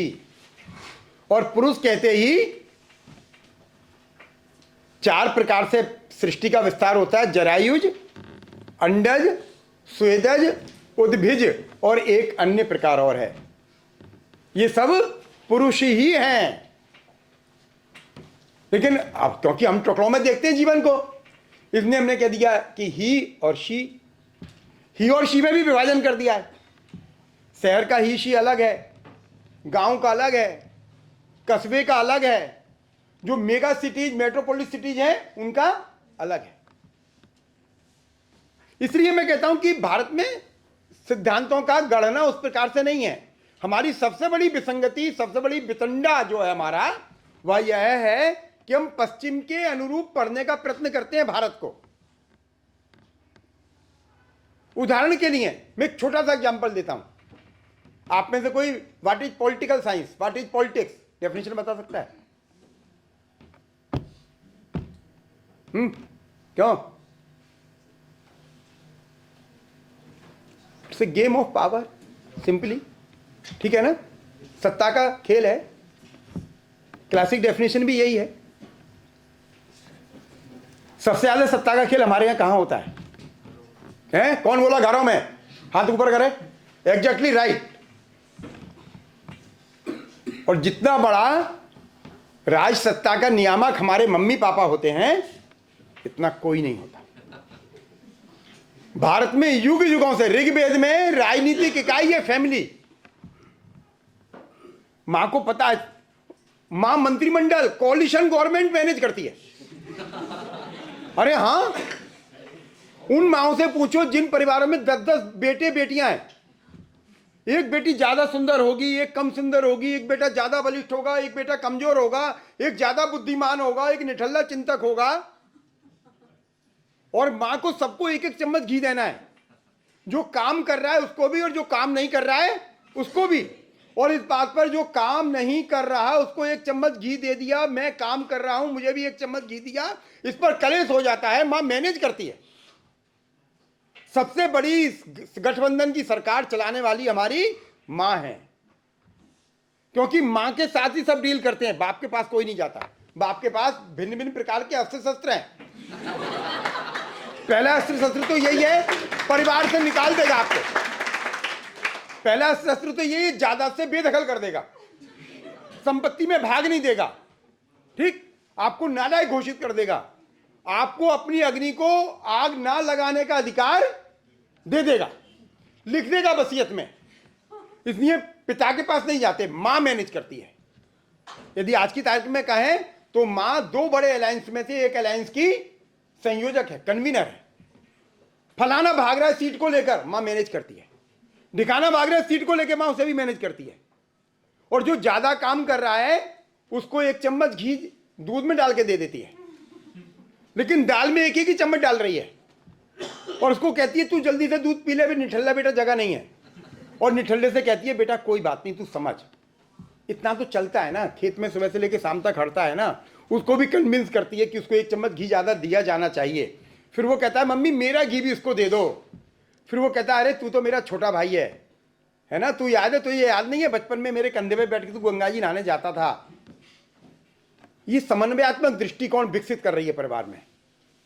किसी के ज्यादा सांसद होते हैं, कम मंत्री बनते हैं, मां मैनेज करती है। मां त्याग सिखा रही है, समर्पण सिखा रही है, समन्वय सिखा रही है, ठीक। और आज सिंगल चाइल्ड है, नाक में दम करे पड़ा है, चाइल्ड नहीं है, DINK family, double income, no kids. हाँ, अरे कंसेप्ट है भाई, इकोनॉमिक्स वालों से पूछिए। आप में इकोनॉमिक्स का कौन है? डिंक फैमिली का कंसेप्ट है। कोई बच्चा नहीं, डबल इनकम, और फिर भी 6 महीने हुए शादी को और फिर डाइवोर्स। क्यों? क्योंकि सत्ता का संचालन नहीं आया। सत्ता का वेद क्या कहता है? सबसे पहली राजनीतिक इकाई है फैमिली। हम सालों साल से परिवार का प्रबंधन करते आए, मां जानती है। ऋग्वेद कहता है वह नववधू जो ब्याकर आज घर में आई है, घर की सब बातें घर के नौकर को भी वो भैया कहकर बुलाती है। भैया सुनो, घर का छोटे जेठ का सबसे छोटा बेटा होगा, उसको भी बोलती है इधर आओ, बाथरूम किधर है, वो बताता, वो भी मजे लेता चाची के, नौकर भी मजे लेता छोटी बहू के। फिर ऋग्वेद कहता है अपने व्यवहार कुशल से एक दिन वो घर की मालकिन बन जाती है, कोठार की चाबी अंटे में लगाती है, और सास भी उससे कहती है बेटा तेरी ननद आई है, उसको जरा 4 बतासे रख दे। ये क्या है? ये प्रबंधन है, सत्ता के सूत्रों का नियमन है। इसलिए परिवार प्राथमिक इकाई है। परिवार हर चीज की प्राथमिक इकाई है, समाज के नियमन की, अर्थ के नियमन की, राजसत्ता के नियमन की, मनोविज्ञान के प्रसार और प्रचार की। वो सबका मन समझती है। ठीक, एक पिक्चर है, क्या नाम है उस पिक्चर का? अक्षय खन्ना की और करीना कपूर की, अंगार सिंह, चुपके चुपके, हाँ, हलचल। उसमें क्या कहता है अंत में? सबसे अंतिम डायलॉग जब अंगार सिंह छोड़कर चला जाता है। किस किसने देखी है पिक्चर? भाई कभी पिक्चर भी देख लिया करो, हैं? इनसे भी ज्ञान मिलता है। वो कहता है, क्योंकि वो शादी नहीं होने दे रहा अंगार सिंह, है ना, अंगार सिंह की फेलियर लव स्टोरी है, ठीक है। अब अंगार सिंह के बच्चे हैं और अंगार सिंह का जिससे अफेयर था उसकी वो नातिन है। अक्षय खन्ना का मन मिल जाता है, शादी नहीं होने देता। एक ने तो शादी भाग के कर ली है, दूसरे का शादी होने वाली है, होने नहीं देते। और बीच के दोनों भाई जो है वो पिता के आज्ञाकारी हैं, है ना, अरबाज खान और वो क्या नाम है उसका, जैकी श्रॉफ। वो सारा प्रपंच रच रहे हैं और वो कह रहा है, अंत में कह रहा है जैकी श्रॉफ कि छोटे डाल तू मंगलसूत्र। छोटा कह रहा है लेकिन पिताजी, वो कहता है मैंने पिताजी का मन पढ़ा है, पिताजी भी चाहते हैं तेरी शादी हो। मां मन पढ़ना जानती है। मां को पता है कि छोटे बड़ा तुझे छेड़ने के लिए क्लेश करता है, लेकिन मुझसे कल कह रहा था कि उसका स्वेटर फट गया है, इन जाड़ों में मां उसके लिए स्वेटर बुन देना, मैं 250 ग्राम ऊन लाया। मेरे घर में 2 बेटियां हैं, बेटी बेटों की तुलना में ज्यादा सेंसिटिव होती हैं। बेटियां हैं, अब आधुनिक शिक्षा पा रही हैं, तो डेमोक्रेसी तो सिर्फ राइट है, ड्यूटीज नहीं है, ठीक। तो कई बार दोनों में अनबन हो जाती है। मैं पूछता हूं क्या हुआ, मतलब कुछ शांति मंत्र की आवश्यकता है? अरे छोड़ो पापा, आप नहीं सब। अब बड़ी कह रही है, छोटी कह रही है छोड़ो पापा, 2 दिन में लाइन पे आ जाएंगी। अब लाइन कई बार बिगड़ गई ज्यादा, 5 दिन तक 10 दिन तक लाइन पे नहीं आई, इसी बीच में किसी का जन्मदिन आ गया, तो कहती है पापा जन्मदिन पर ये दिलवा दें। मैंने कहा तुम्हारी तो अनबन है। अरे बोले वो अलग बात है। ये क्या है? ये मन पढ़ने वाली बात है। हम बोले नहीं, चाले नहीं, मन। भारतीय व्यवस्था मन पढ़ना सिखाती है। इसलिए मैं फिर बार बार कहता हूं, मैं यहां पर बात कर रहा हूं तो एक शिक्षा शास्त्री, शिक्षा के विद्यार्थी के रूप में बात कर रहा हूं, मैं कोई एजेंडा कैरी नहीं कर रहा हूं। मेरे विद्यार्थी जानते हैं, जो मेरे साथ पीएचडी करते हैं, मुझसे कहते हैं गुरुजी क्या करें। मैंने कहा जो तुम्हारा मन हो वो करो, क्योंकि एडल्ट फ्रेंचाइज तुमको मिली हुई है और मतदान गोपनीय होता है। लेकिन देश को ध्यान में रखना, जो देश के लिए उपयोगी होगा वो करना, चाहे एक्स उपयोगी हो चाहे वाई हो। मैं जब पढ़ाता हूं तो पढ़ाते समय विशुद्ध रूप से सिर्फ भारत और भारत के परिप्रेक्ष्य की बात करता हूं और कंटेम्पररी जो डिस्कोर्स चल रहा है वो बात करता हूं। मैं फिर कहता हूं कि एक व्यक्ति भारत के मन को समझकर भारत के अनुरूप आचरण करता है और एक व्यक्ति भारत से बाहर के लोगों के मंतव्यों को समझकर उनके अनुरूप आचरण करते हैं। वो दिखता है, उसको समझाने की आवश्यकता नहीं है। एक को बताया जाता है कि डायलॉग, अब ये नाटक में भी डायलॉग रटते हैं, फिल्मों में भी डायलॉग रटते हैं, लेकिन नाटक में रिटेक नहीं होता। फिल्मों में कई बार रिटेक होते हैं। जो स्वाभाविक रूप से भारत को समझकर आगे बढ़ते हैं उनके जीवन में रिटेक नहीं है। वेद कहता है, रित की बात करता है, इसलिए रित जब व्यवस्थाएं बिगड़ने लगी तब लोगों को लगा, मेरा समय हो जाएगा तो बता दीजिएगा, लोगों को जब लगा कि भाई ये तो अलग स्थिति निर्मित हो रही है, तो लोगों ने कहा अब कुछ नियमन होना चाहिए। तो नियमन हो तो प्राकृतिक नियम स्वीकार है, ऋत स्वीकार है, ऋत में कोई परेशानी नहीं। लेकिन यदि बार बार बाढ़ आ रही है, बार बार बाढ़ आ रही है, बार बार बाढ़ आ रही है, बार बार भूस्खलन हो रहा है, बार बार ज्वालामुखी फट रही है, तो फिर समस्या होगी। एक आदमी चीजों को कब्जा करता चला जा रहा है। तो ऋग्वेद में जो सुर और असुर की संकल्पना है वो इसी आधार पर तय हुई है। असुर क्या है?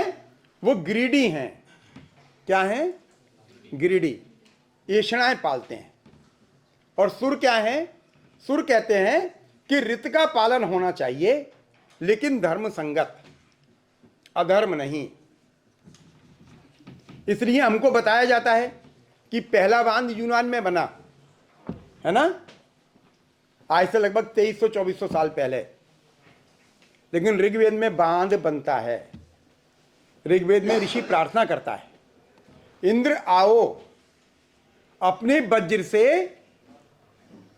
असुरों ने जो जल को लोहे के किले में, पत्थर के किले में कैद कर रखा है, उसको बाहर निकालो। हमको जल की महत्ता पता है। बांध बनाने से इकोलॉजी डिस्टर्ब होगी, यह भी हमें पता है। इसलिए बांध का बनना भी हमने मना किया। लेकिन जल की महत्ता है, जल की आवश्यकता है, उसका भी हमने नियमन किया। इसलिए सरोवर, कुएं, बापी, तालाब, नदी, नहर, नहरों में से निकलने वाले कुलाबे, रजवाहे, समुद्र, इन सब का उल्लेख ऋग्वेद में है। ऋग्वेद में कुएं का उल्लेख है। हमको कहा जाता है नहरें मध्यकाल में टोडरमल जी के जमाने में विकसित हुई। ऋग्वेद में नहरों का उल्लेख है। नहरों से निकलने वाले जो रजवाहे होते हैं उनका उल्लेख है। रजवाहों में से निकलने वाली नालियां जो होती हैं, जो खेत तक पहुंचती हैं, उनका उल्लेख है। कुएं का उल्लेख है, तालाबों का उल्लेख है, समुद्रों का भी उल्लेख है। इसलिए ऋग्वेद में सिर्फ एक बात पर काम नहीं है। ऋग्वेद में तंत्र कैसा होगा, तो ऋग्वेद में प्राथमिक स्तर पर यह तय कर दिया गया कि सभी प्रकार के तंत्र धर्म अनुप्राणित होंगे, धर्माधिष्ठित होंगे। यदि कहीं पर किसी भी चीज का धर्म का उल्लंघन होगा तो समस्या खड़ी होगी। इसलिए स्वधर्मेण धर्मज्ञास्ते रक्षांति परस्परम। 5 मिनट में कर दूं? व्यवस्था, डायरेक्टर है ना, रोल का कम कर दिया तो हम तब, अमिताभ बच्चन भी डरता है, ऐसा थोड़ी कि डायरेक्टर से नहीं डरना है। तो ऋग्वेद में स्वधर्मेण धर्मज्ञास्ते, समाज में व्यवस्थाएं दो ही प्रकार से बनी रह सकती हैं। मैं कहता हूं या तो अनुशासन हो, अनुशासन अंग्रेजी का डिसिप्लिन नहीं है साहब, या डिसिप्लिन हो। या तो आप धर्म को जाने या आप संविधान को अपने जीवन में उतार लें। दो ही प्रकार से व्यवस्थाओं का निर्माण हो सकता है, बस, तीसरी कोई व्यवस्था नहीं है। There is no third way by which you can enjoy your life properly. दो ही हैं, या तो आप अनुशासित हो जाएं। अनुशासन इंटरनल प्रोसेस है, अंदर का है, बायोलॉजिकल एक्सरसाइज है। 4 बजे जगना है, दिमाग में अलार्म लगा लीजिए, कभी लगा कर देखिए, आपकी 4 बजे आंख खुल जाएंगी। घड़ी मिला लीजिएगा। एक एक्सटर्नल प्रोसेस है, उसमें आपको अलार्म लगाना पड़ेगा। अलार्म फेल हो सकता है लेकिन बायोलॉजिकल क्लॉक फेल नहीं होती। भारत में अनुशासन है, हर चीज में अनुशासन है। तो ज्ञान प्राप्त हुआ, नंबर 1 ब्रह्मांडीय ज्ञान ऋषि ने ऐसे ही प्राप्त कर लिया। जो मैंने कहा ऋषि दृष्टा है, जो ज्ञान ब्रह्मांड में उपलब्ध है उसको कनेक्ट कर लिया और कनेक्ट कर कर उसने अपने शिष्यों को बता दिया। इसको कहा गया ऋषि। जिसने सीधे सीधे ज्ञान कनेक्ट किया उसको कहा गया ऋषि। जिसने उस ज्ञान को सुना उसको कहा गया स्रोत ऋषि। यानी जो ज्ञान मूल ऋषि ने प्राप्त किया था उसी के मुंह से मैंने ये ज्ञान प्राप्त किया है, मैंने इस ज्ञान को सुना है, इसलिए गारंटी है ये सही होगा। ये ऋषि और स्रोत ऋषि। तीसरी परंपरा क्या है? मुनि की। उसने मनन किया, क्या 2 दूनी 4 होते हैं? तो उसने 2 चीज ये रखी, 2 चीज ये रखी, इनको मिलाया, फिर गिना 1 2 3 4, उसने कहा 4 होते हैं। ये मुनि कहलाया। और नंबर 4 आचार्य, जिसने इस कला को अपने जीवन में आचरण में उतार लिया, वे आचार्य। इस 4 प्रकार से ज्ञान आगे बढ़ा। हम जब ऋषि की संकल्पना करते हैं, हम कहते हैं शुक्र, हम कहते हैं व्यास, हम कहते हैं भारद्वाज। तो ईमानदार से बताओ आपके मन में क्या चित्र आता है उनका? हाँ, गेरुआ वस्त्र पहना होगा, दाढ़ी होगी, लंबी चुटिया होगी, गेरुआ वस्त्र भी आधे होंगे, हाथ में कमंडल होगा, खड़ाऊं पहन रखी होंगी, घर छोड़ के जंगल में रह रहा होगा, टक टक करके आएगा, क्रोधित हो जाएगा। यही संकल्पना आती है ना। ये संकल्पना प्रक्षिप्त है, हमारे ऊपर अधिरोपित कर दी गई है। ऋषि गेरुआ वस्त्र नहीं पहनता है, ऋषि हमारे और तुम्हारे है। और जो यूं कहें कि ऋग्वेद में दाढ़ी बढ़ना अनिवार्य था, वो गलत फहमी में है। क्योंकि ऋग्वेद में हंसिया भी है, ऋग्वेद में उस्तरा भी है। उस्तरा है तो उस्तरा कोई आलू छिलने के लिए तो है नहीं। हाँ, उसरे से दाढ़ी चलेगी, बाल कटेंगे, हंसी से फसल भी कटेगी। ठीक, कैंची एग्जैक्ट ऐसी कैंची नहीं है जैसी आज है, लेकिन कैंची जैसा उपकरण वहां पर है जो काट रहा है। क्योंकि कपड़े बुने जा रहे हैं, कपड़े सिले जा रहे हैं, कपड़े पहने जा रहे हैं, तो कपड़े कट कैसे रहे? हंसी से थोड़ी कपड़े कटेंगे। इसलिए ऋषि की संकल्पना में बता दी गई कि ऋषि माने क्या है। ऋषि ऐसा नहीं है, ऋषि गृहस्थ है, उसके संतान भी है, उसका वंश चल रहा है। हमारे जो गोत्र हैं, सबको अपने गोत्र पता होंगे, वो गोत्र हमारे आदि ऋषि का है। जो मैं कहता हूं कि सनातन, सनातनता क्या है? आपका जो आदि ऋषि है, जो गोत्र है, वो आदि है, चिर पुरातन, और आप क्या हो? नित्य नूतन। आपका ऋषि और आप तक की जो यात्रा है, ये सनातन है, क्योंकि आप नित्य नूतन हो और आपका गोत्र चिर पुरातन है। इसलिए ऋषियों के गोत्र हैं, वो चल रहे हैं। तो पूरी परंपरा, इसलिए हम तेन त्यक्तेन भुंजिता, त्याग पूर्वक भोग करते हैं। क्योंकि हम नहीं रहेंगे, आने वाली पीढ़ी रहेगी। हमारे कोई वंश नहीं है, कोई बच्चा नहीं है, तो भी कोई बात नहीं। ये जो सामने बैठे हैं ये भी मेरे अपने ही हैं, क्योंकि आदि ऋषि कश्यप, हम सब कश्यप ऋषि की ही संतति हैं। इसलिए हितोपदेश में जो कहा गया, विद्या ददाति विनयम विनयाद याति पात्रताम पात्रत्वाद धनम वाप्नोति धनात धर्म। यहीं से शुरू हुई थी ना बात भाई, यहीं से धर्म पर पहुंचे हम। धनात धर्म, धन से धर्म का अनुपालन होता है। आप धर्म की पूर्ति करने के बाद में सुख को प्राप्त होते हो। एक एग्जाम्पल देकर बात पूरी करता हूं। घर में मां बीमार होती है, बुखार होता है, ठीक। पिताजी रात को 12 बजे आए ड्यूटी करके, पूछती है कुछ खाया? बोले नहीं, मौका ही नहीं मिला। 103 बुखार है, बच्चे छोटे छोटे हैं, सो रहे हैं, कुछ कर नहीं सकते, पति को बनाना नहीं आता। हम क्या, हमारे घर में हुआ होगा ये सीन, हमने देखा होगा। वो उठती है, पति फ्रेश होने चला जाता है, पति पूछता है कहाँ जा रही? बोले नहीं अभी आती हूँ। किचन में जाती है, जल्दी से खिचड़ी बनाती है, पति को सर्व करके फिर लेट जाती है। ठीक है, आज के लोग कहेंगे ये शोषण है नारी का। जॉन रॉल्स यही कहता है थ्योरी ऑफ जस्टिस में, यहीं से शुरू होता है। हमारे यहाँ महाभारत कहता है और बाद में कौटिल्य ने उसको रेफर किया है। त्यजेदेकम कुलस्यार्थे ग्रामस्यार्थे कुलम त्यजेत ग्राम जनपदस्यार्थे आत्मार्थाय पृथ्वी में त्यजेत।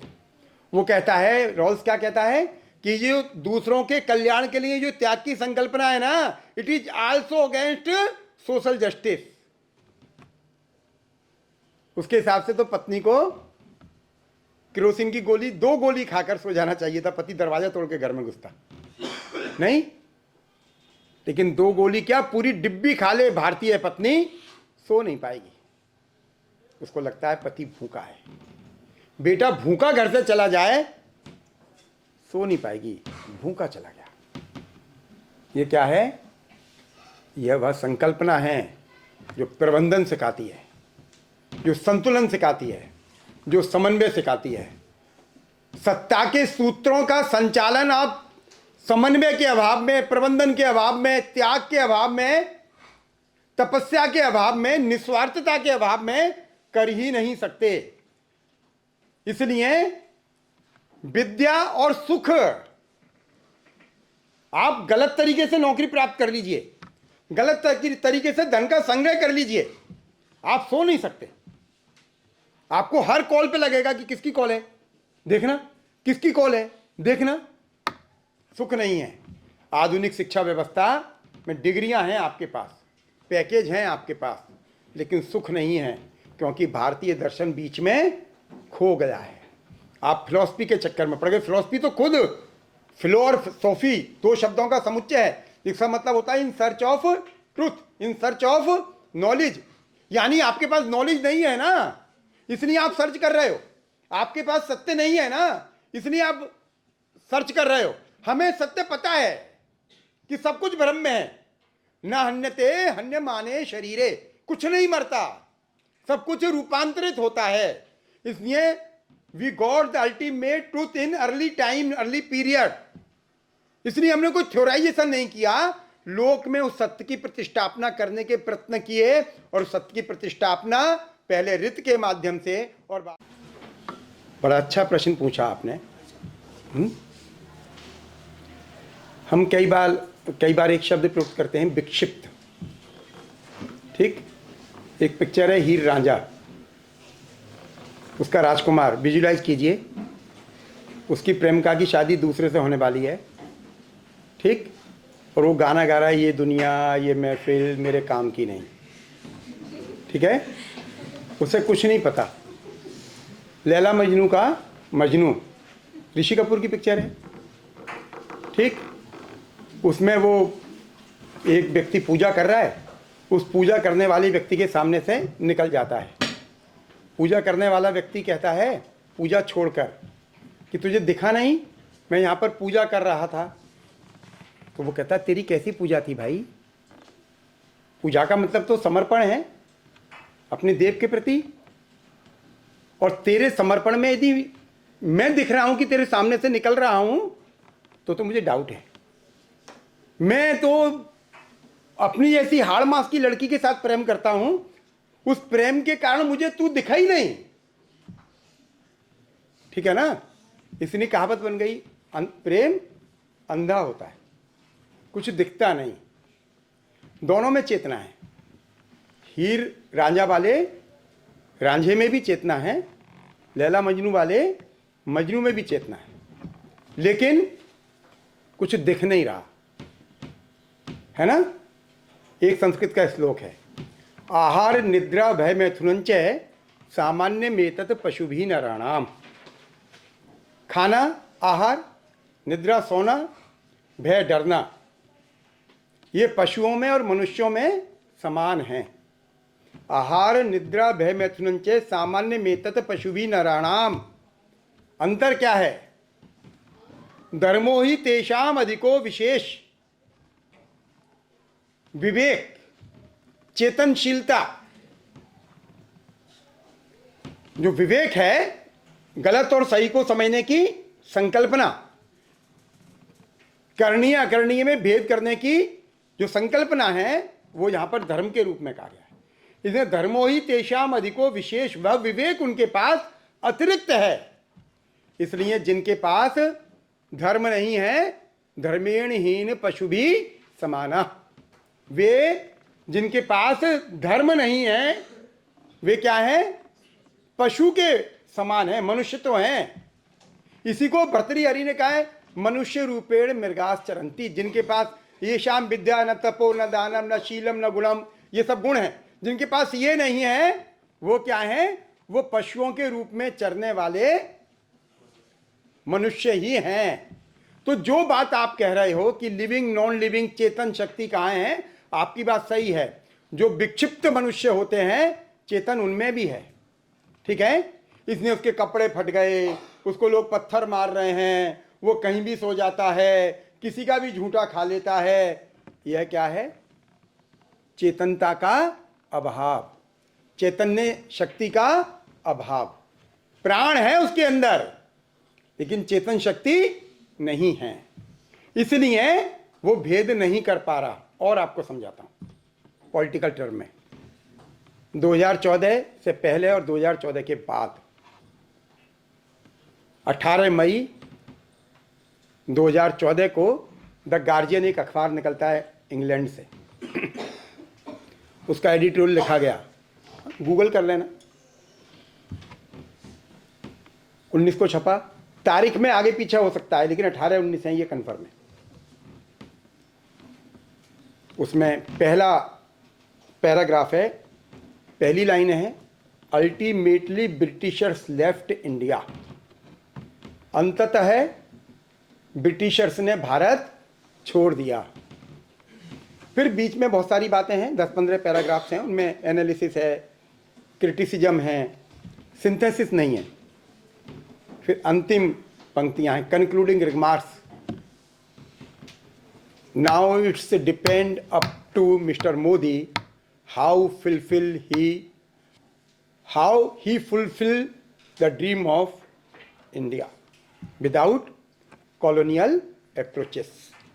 अब ये मिस्टर मोदी पर डिपेंड करता है।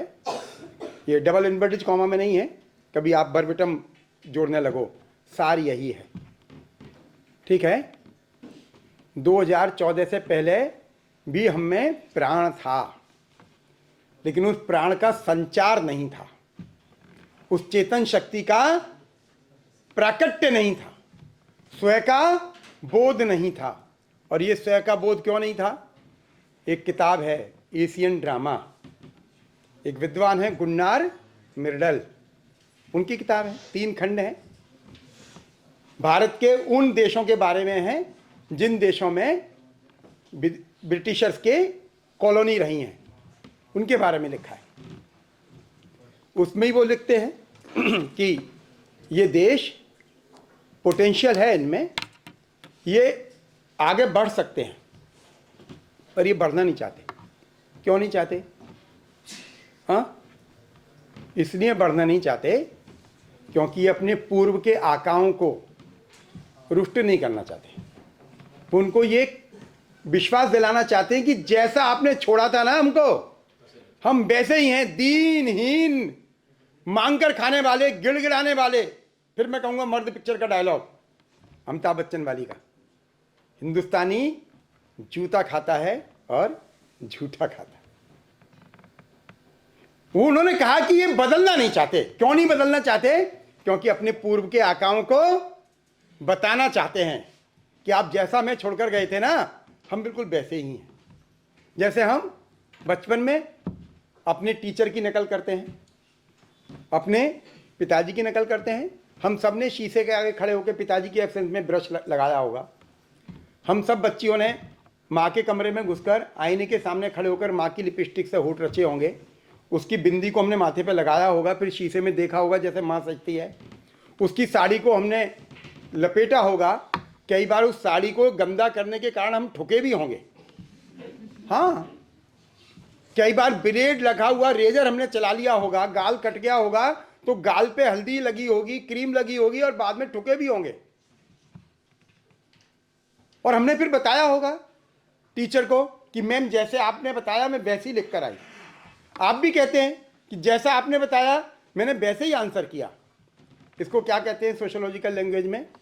संस्कृताइजेशन। क्या बोलते हैं? द थ्योरी ऑफ संस्कृताइजेशन, संस्कृतिकरण का सिद्धांत। संस्कृतिकरण के दो प्रकार हैं। Number 1 great culture, number 2 little culture. अपने से छोटी परंपराओं को अंगीकृत कर लेना वो लिटिल कल्चर है। आप गाली बकना सीख जाएं। ठीक, मैं बचपन में जिस स्कूल में पढ़ा हूँ वो गली कूचे का स्कूल था। 2 साल पढ़ा हूँ तो मेरे मुंह से कई बार, आज पूरे लेक्चर में मेरे मुंह से वो शब्द नहीं निकला है, नहीं तो वो पत्नी के भाई वाला शब्द मेरे मुंह से सामान्यतः निकलता है। ठीक है, और वो मैं कई बार बच्चों से पूछता हूँ तो बच्चे कहते हैं सर आज 10 बार निकला। आज नहीं निकला ना, क्योंकि मेरा पहला लेक्चर था आपके सामने। आप बिदक ना जाओ कि गुरुजी तो गाली गुप्तार कर रहे हैं। क्यों हो गया? क्योंकि मेरे साथ जो बच्चे पढ़ते थे वो यही सब करते थे, और भी गंदी गंदी गालियाँ बकते थे। मैं जानता हूँ उनको, मैंने बकी भी हैं। लेकिन धीमे धीमे, क्यों?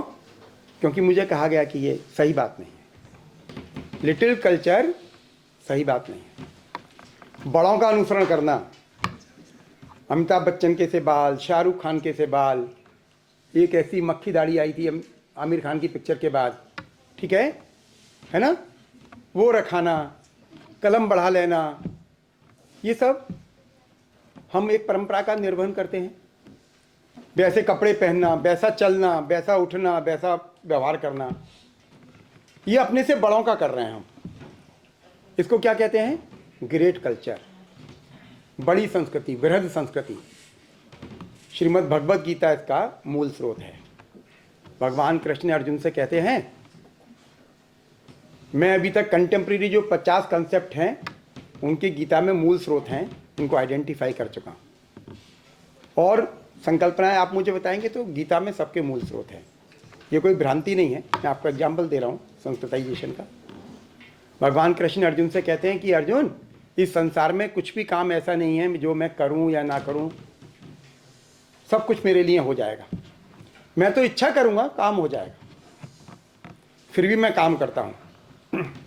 तेरा रथ हाँक रहा हूँ और सब काम करता हूँ, तेरा दूत बनकर गया। ठीक है, 4 बड़े डिस्कोर्स हैं। भारत की फॉरेन पॉलिसी बताऊंगा, विदेश नीति वाला सिद्धांत पढ़ाऊंगा तो 4 बड़े डिप्लोमेटिक डिस्कोर्स हैं। उनमें से एक डिस्कोर्स भगवान कृष्ण के श्रीमुख से भी निकला है। बोले सब काम कर रहा हूँ। क्यों कर रहा हूँ? क्योंकि यदि मैं ही ये सब काम नहीं करूँगा तो प्रकारांतर से सब लोग मेरा ही अनुसरण करते हैं, तो सब लोग निकम्मे हो जाएंगे। लोगों को कर्मण्येवाधिकारस्ते के सिद्धांत को समझाने के लिए मैं स्वयं अपने आचरण से उनको सिखाता हूं। इसलिए थ्योराइजेशन नहीं है, क्योंकि आचरण है। जहां पर आचरण होगा वहां सिद्धांत नहीं होंगे। सिद्धांत का जन्म ही वहां लेता है जहां पर आचरण नहीं होता। ठीक, अभी एक नारा चल रहा है पीओके में, ठीक, अभी प्रदर्शन हुआ 6 दिन पहले। उसमें नारा है, पानी हमारा बिजली तुम्हारी, ना मंजूर ना मंजूर। ये वैसे ही है। सस्टेनेबिलिटी की बात करोगे और हमारे कार्बन को आप क्रेडिट करके उपभोग करोगे, है ना, तो फिर सोशल जस्टिस कहाँ है? It is also against social justice. जिसमें ये कह रहा है कि त्याग, तो अमेरिका को रोको ना। समझ रहे हैं भाई साहब? इसलिए चेतन शक्ति की उपलब्धता और उसका क्रियान्वयन, उसका व्यवहारिक प्रकटन और व्यवहारिक प्रकटन ना होना। एक अंतिम कहानी कृष्ण से समझा पाऊं तो समझिएगा कि इसमें जीवन नहीं है, ये नॉन लिविंग है। हमारे गुरुजी कहते हैं कि इसमें चेतन शक्ति नहीं है। यही है ना? Jagdish Chandra Basu Royal Society of Physical Sciences में गए, पढ़ा हुआ है, देख लीजिएगा। मेरे पास तो किताब है, लेकिन आप देख लीजिएगा। उन्होंने कहा सब चीज में जीवन होता है, जिनको हम नॉन लिविंग मानते हैं उनमें भी जीवन होता है। लोगों ने कहा कैसे सिद्ध करोगे? बोले मैं कल सिद्ध करूंगा। आए ऐसे ही, और उन्होंने कहा सब चीजों में जीवन होता है। और उन्होंने कहा ये जो लोहे का या किसी धातु का वस्तु रखी है, इसमें भी जीवन है। ये जो जहर है, मैं इसके ऊपर डालूंगा, उसका रिएक्शन इसके ऊपर तुरंत होगा। ठीक है? उन्होंने वो डाला, रिएक्शन नहीं हुआ। लोगों हंस गए, क्योंकि धारा के विपरीत बोलोगे तो मजाक उड़ेगा। लोगों ने कहा कि नहीं है, झूठ बोलते हैं। उन्होंने कहा कि मेरा जो परीक्षण है वो सत्य है, मैं उस पर विश्वास करता हूं। इसलिए ये जो जहर के रूप में जो पदार्थ आपने मुझे दिया है, ये जहर नहीं है, क्योंकि इस पर प्रतिक्रिया नहीं हुई है। इसलिए मैं इसे पी लूंगा तो मुझ पर भी प्रतिक्रिया नहीं होगी। और वो पी गए, मरे नहीं। ठीक है? बाद में लोगों ने कहा कि हमने बदल दिया था। इसलिए हर चीज में जीवन है। जिस प्रकार से विक्षिप्त आदमी प्रतिक्रिया नहीं कर पाता, उसी प्रकार से ये सब वस्तुएं भी प्रतिक्रिया नहीं कर पाती, लेकिन रिजेंटमेंट होता है इनके अंदर। व्यक्त नहीं कर पाती, लेकिन व्यक्त ये शरीर करेगा और कुछ चीज, क्योंकि ये चेतनशील है, चेतना इनमें भी है, लेकिन ये चेतनता इसके माध्यम से व्यक्त होगी। इसने कहा गया शरीर माध्यम खलु धर्म साधनम। ये शरीर जो है सब प्रपंचों को साधने वाला माध्यम है, इसलिए इसकी रक्षा करनी चाहिए, इसका पोषण करना चाहिए। इसलिए भारतीय परंपरा में बहुत है। मैं शाम तक आपको एग्जाम्पल दे सकता हूं, ऐसे एक एक कर। समय की गरिमा है। ठीक, मैं हूं अभी, मैं गेस्ट हाउस में रुका हुआ हूं, तुम विद्यार्थी हो, वहां पर आकर भी अपन बात कर सकते हैं।